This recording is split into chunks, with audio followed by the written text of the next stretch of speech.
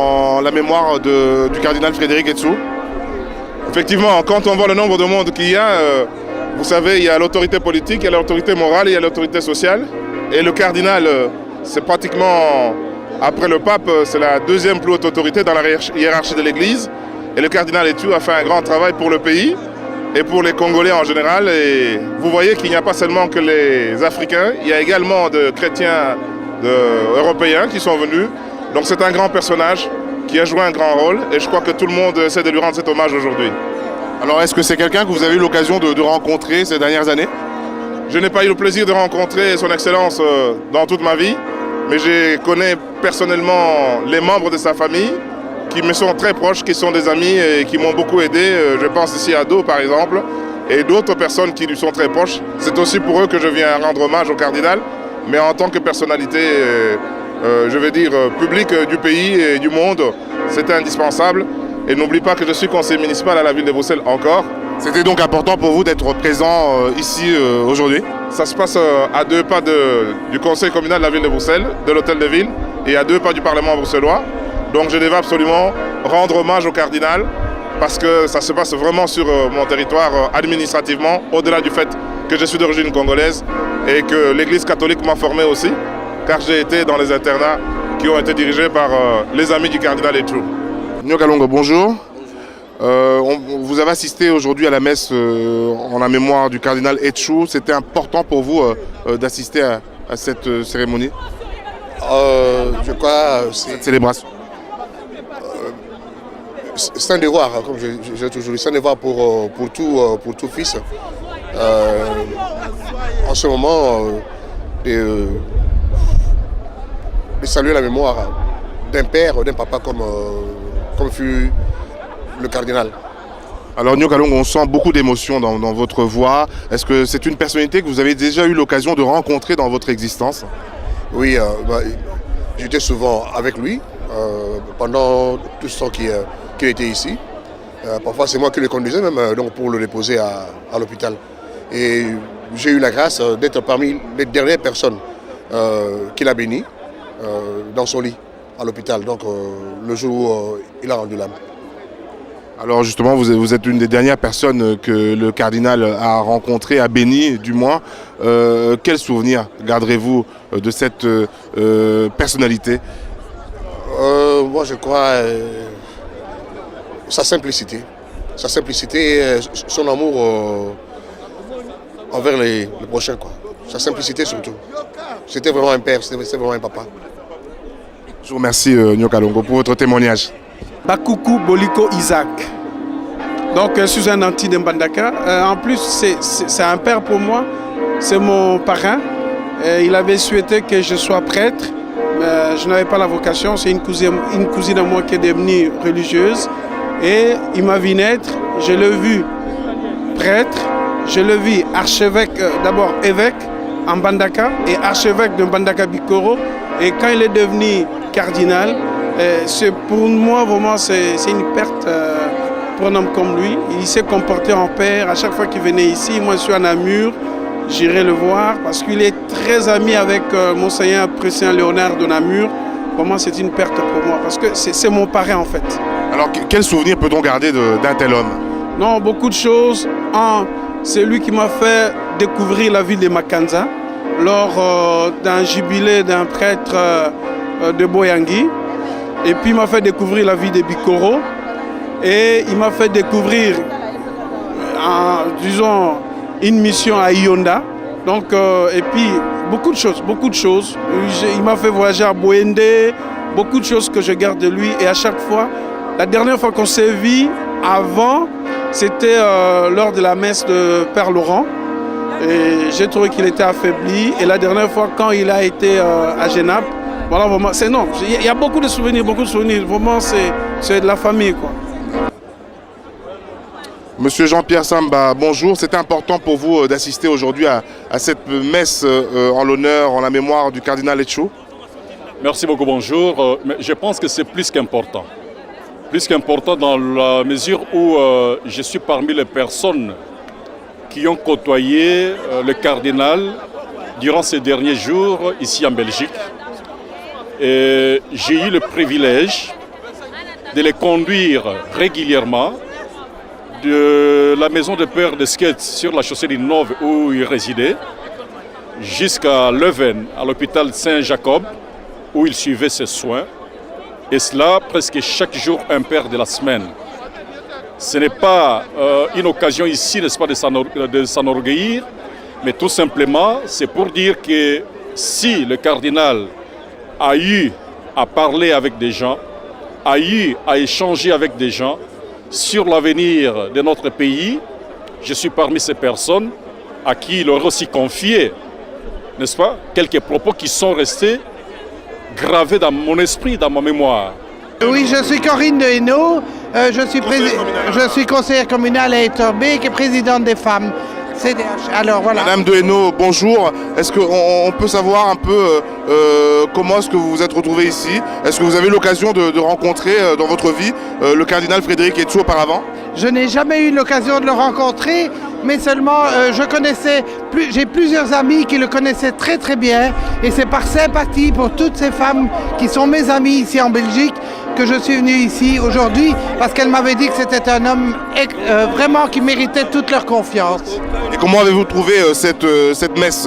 C'était magnifique, c'était une messe d'action de grâce qui était triste mais joyeuse en même temps, et cette cathédrale a résonné de chants et je trouvais ça fantastique.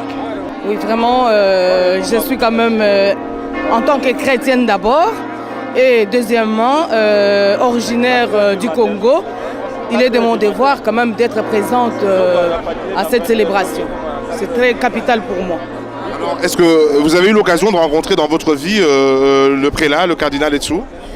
À Kinshasa, lorsque j'étais à Kinshasa, je l'ai quand même déjà rencontré à une cérémonie des sacrements d'un prêtre que je soutenais. Donc c'est un type vraiment extraordinaire. Il est vraiment, il a un caractère vraiment, je peux dire, du vin. Alors quel souvenir garderez-vous de cette personnalité qui était Frédéric Etchou? Mais il était vraiment une personne qui était à l'écoute, qui était aussi patient, parce que diriger une église dans un pays, dans les contextes que vous connaissez, c'était pas facile, avec des guerres par-ci par-là, des départs de mécontents qui vont aller créer des petits groupes par-ci par-là. Pour gérer tout ça, il faut être d'abord fort et avoir aussi le Saint-Esprit. Parce que nous, les croyants, c'est l'Esprit Saint qui conduit, c'est l'Esprit Saint qui nous donne la force, c'est l'Esprit Saint qui nous donne donc la vie et l'amour. Donc, je vous remercie. C'est vraiment incarné de l'Esprit Saint. Je vous remercie. Oui, parfaitement, parce que le cardinal, si nous connaissons l'histoire du Congo, nous qui sommes originaires du Congo, le cardinal c'était un grand homme dans tous les sens du terme. Nous devions nécessairement être présents pour honorer sa mémoire. Voilà. C'est pour cette raison que nous sommes déplacés, malgré nos occupations, nous nous sommes déplacés pour venir dire adieu au cardinal. C'est quelqu'un que vous avez eu l'occasion de rencontrer déjà C'est quelqu'un que vous avez déjà l'occasion de rencontrer dans votre vie ces dernières années? Malheureusement, non. Je n'ai pas eu la chance extraordinaire de rencontrer le cardinal, mais je l'ai suivi de très loin par rapport à ses prises de position, par rapport à sa vie de religieux, parce que moi, je suis croyante chrétienne. Et je déplore cette absence parce que j'aurais voulu vraiment rencontrer le cardinal Etchou. Adélard Matombe, je travaille à Kinshasa, donc je suis en vacances. Et malheureusement, je viens trouver une fausse note ici. Alors c'était important pour vous d'être présent ici aujourd'hui à l'occasion de cette cérémonie en hommage au cardinal? Absolument, absolument, parce qu'en fait, on ne peut pas passer sous silence ce grand événement.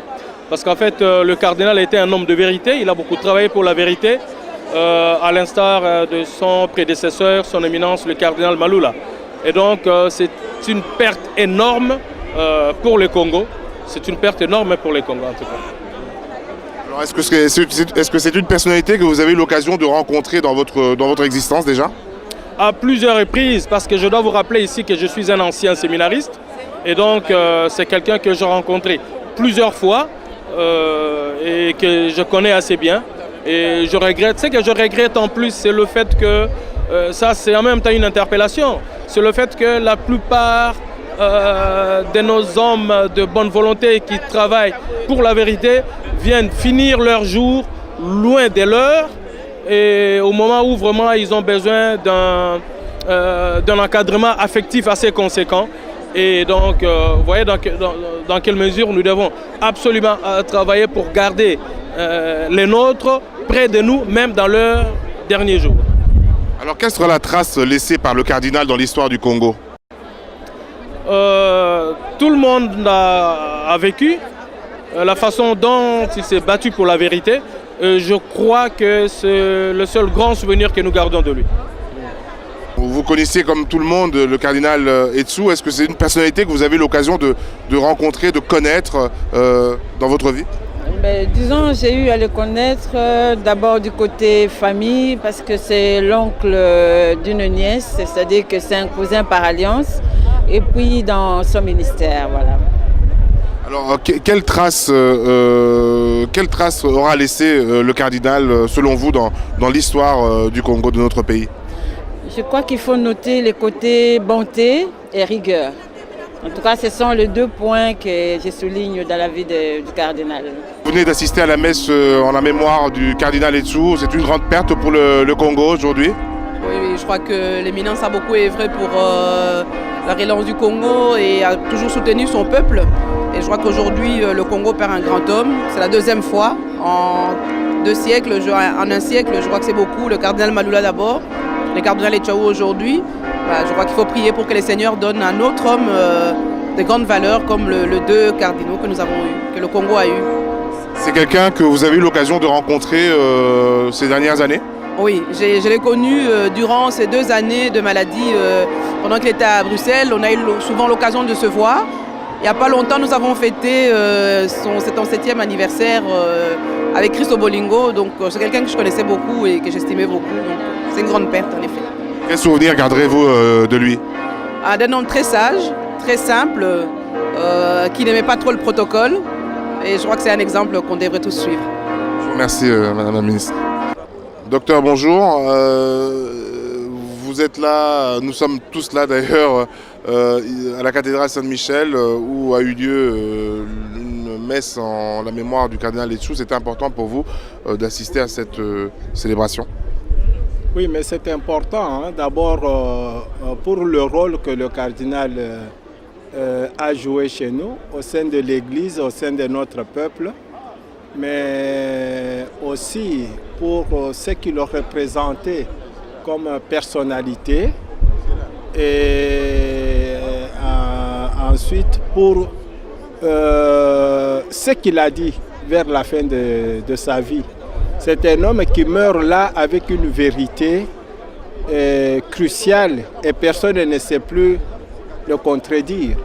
Quelle est cette vérité justement dont vous faites allusion? Ah oui, mais on va tout droit au but, hein. Le cardinal a dénoncé les irrégularités, la fraude, la tricherie, hein, et les faux résultats au niveau de la mascarade électorale. Hein. C'est un peu... Et ils ont essayé de le contredire et il a réaffirmé en citant même des sources qui allaient au-delà des sources chrétiennes. Il a cité beaucoup de sources vérifiables et crédibles. Et ça, il a réaffirmé ça, ici à l'étranger et personne n'a su le contredire après. Madame Kazavou, bonjour. C'était important pour vous d'assister aujourd'hui à cette messe d'action de grâce en mémoire du cardinal Etsu? Mais oui, c'est un devoir et je pense même qu'aujourd'hui nous avons l'obligation de porter le patrimoine qu'il nous a laissé. Autrement dit, la vérité du cardinal doit maintenant devenir notre propre vérité et c'est notre bâton de pèlerin désormais. Quelle était cette vérité justement que beaucoup d'entre vous évoquent? Mais écoutez, le cardinal a bien dit que notre pays est en danger. Et je pense que le constat aujourd'hui est établi, le pays est en danger, les élections étaient de fausses élections et donc chacun doit prendre toute la mesure de la conscience que nous devons désormais avoir pour défendre notre pays. On a trompé le peuple congolais et le cardinal en est mort. Hein. Et nous sommes responsables et nous devons aujourd'hui sauver sa mémoire en défendant sa vérité. Vous pensez que ces élections tronquées ou truquées constituent un des facteurs qui ont causé la mort du cardinal? Le cardinal est mort étouffé par la vérité qu'il a déclarée au monde entier. Et aujourd'hui, nous avons le devoir de défendre notre pays et sa mémoire, sans quoi nous allons définitivement perdre notre pays. Donc le cardinal nous a bien dit que nous devions absolument nous réapproprier le destin national de la République démocratique du Congo. Et nous devons tous le faire. Alors quel regard portez-vous sur la situation actuelle justement en RDC?